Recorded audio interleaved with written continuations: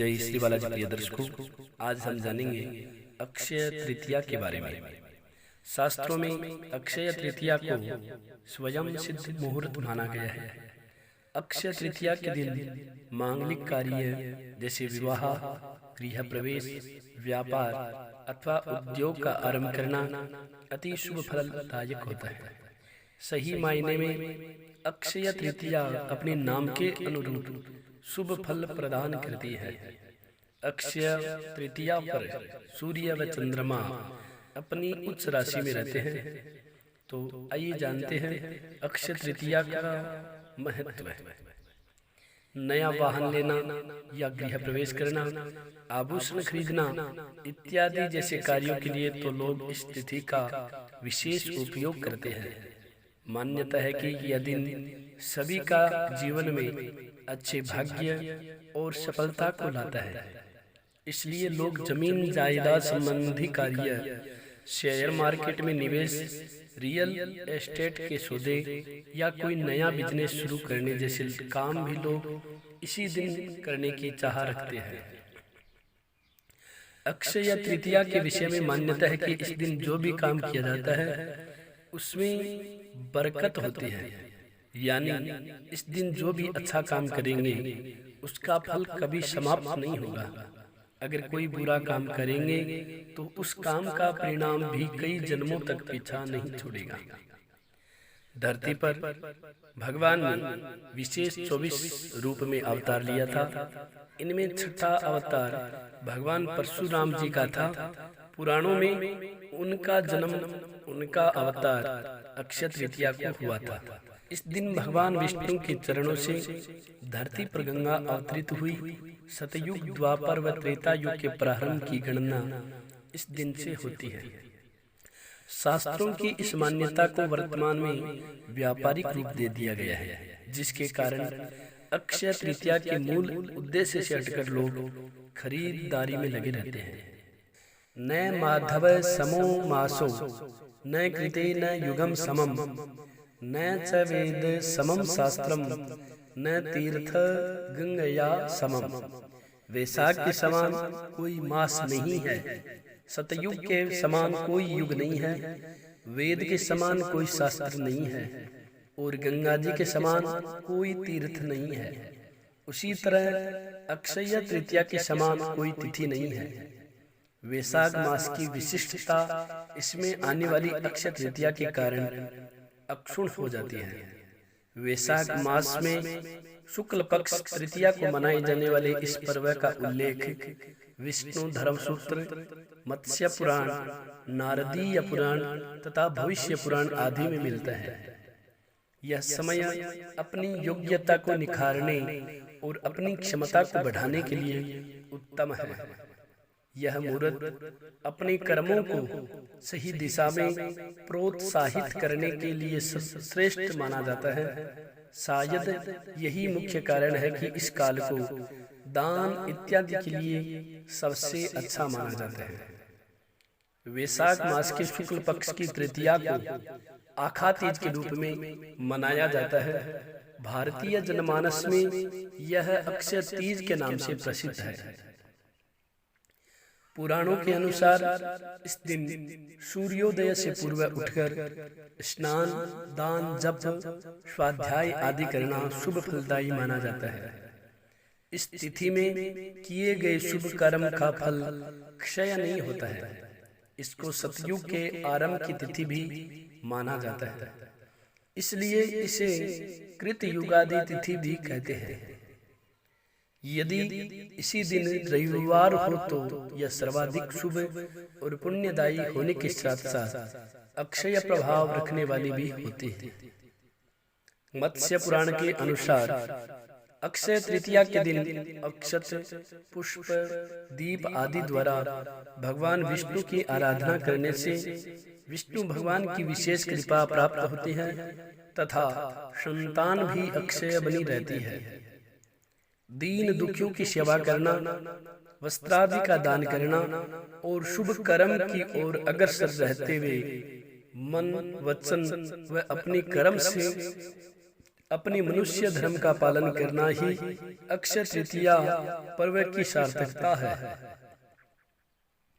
कलयुग के नकारात्मक प्रभाव से बचने के लिए इस दिन भगवान विष्णु की उपासना करके दान अवश्य करना चाहिए। ऐसा करने से निश्चय ही अगले जन्म में समृद्धि, ऐश्वर्य व सुख की प्राप्ति होती है। भविष्य पुराण के एक प्रसंग के अनुसार साकल नगर रहने वाले एक वणिक नामक धर्मात्मा अक्षय तृतीया के दिन पूर्ण श्रद्धा भाव से स्नान, ध्यान व दान कर्म किया करता था, जबकि उसकी पत्नी उसको मना करती थी। मृत्यु बाद किए गए दान पुण्य के प्रभाव से वणिक द्वारका नगरी में सर्व सुख संपन्न राजा के रूप में अवतरित हुआ।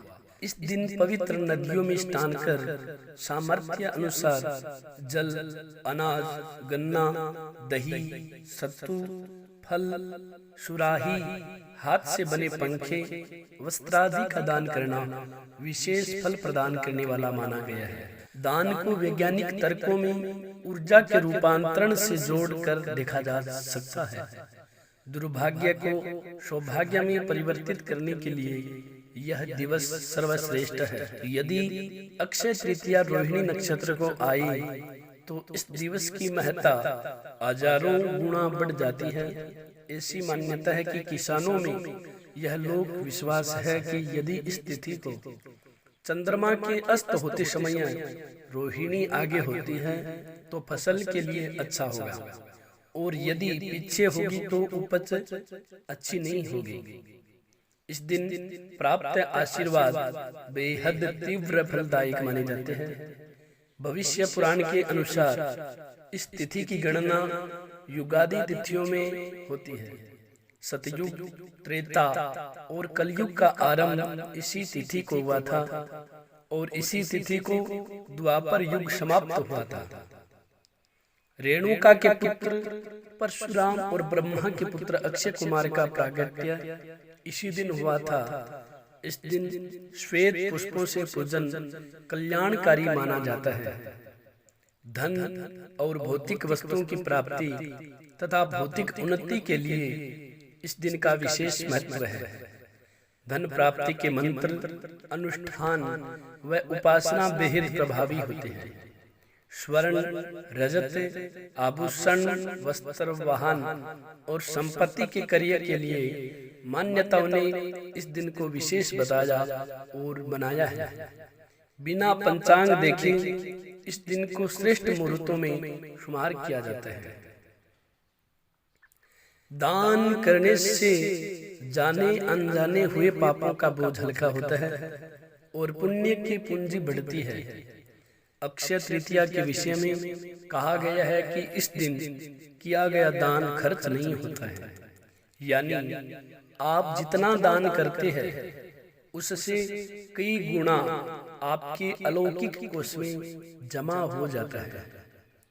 मृत्यु के बाद जब अन्य लोक में जाना पड़ता है तब उस धन से दिया गया दान विभिन्न रूपों में प्राप्त होता है। पुनर्जन्म लेकर जब धरती पर आते हैं तब भी उस कोष में जमा धन के कारण धरती पर भौतिक रूप, सुख एवं वैभव प्राप्त होता है। इस दिन स्वर्ण, भूमि, पंखा, जल, सत्तू, जो, छाया, वस्त्र कुछ भी दान कर सकते हैं, जो दान करने से स्वर्ण दान का फल प्राप्त होता है। इस तिथि को चारों धामों में से उल्लेखनीय एक धाम भगवान श्री बद्री नारायण के पट खुलते हैं।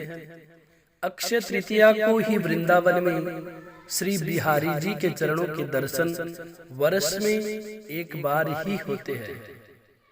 प्रिय दर्शकों, इस बार अक्षय तृतीया 14 मई 2021 शुक्रवार को है, तो आप सभी से निवेदन है इस दिन अक्षय तृतीया को विशेष रूप से भगवान विष्णु, माँ लक्ष्मी व परशुराम जी की पूजा अवश्य करनी चाहिए। प्रिय दर्शकों, अगर आप सभी को यह जानकारी अच्छी लगी हो तो आप इस वीडियो को ज्यादा से ज्यादा शेयर करना न भूलें। और हाँ, हमारे से जुड़े रहने के लिए हमारे चैनल को जरूर सब्सक्राइब करें। प्रिय दर्शकों, सनातन धर्म में जितने भी व्रत त्योहार होते हैं, उन सभी व्रत त्योहारों की कथा, उन सभी व्रत त्योहारों के मुहूर्त इस रामदूत एस्ट्रो चैनल पर अपलोड किए जाते हैं। तो आप सभी से पुनः निवेदन करता हूं, आप हमारे से जुड़े रहने के लिए हमारे चैनल को जरूर सब्सक्राइब करें। लेटेस्ट अपडेट पाने के लिए बेल के आइकन को दबाएं और ऑनलाइन कुंडली दिखाने हेतु आप हमसे संपर्क करें, फोन करें या व्हाट्सएप पर मैसेज करें।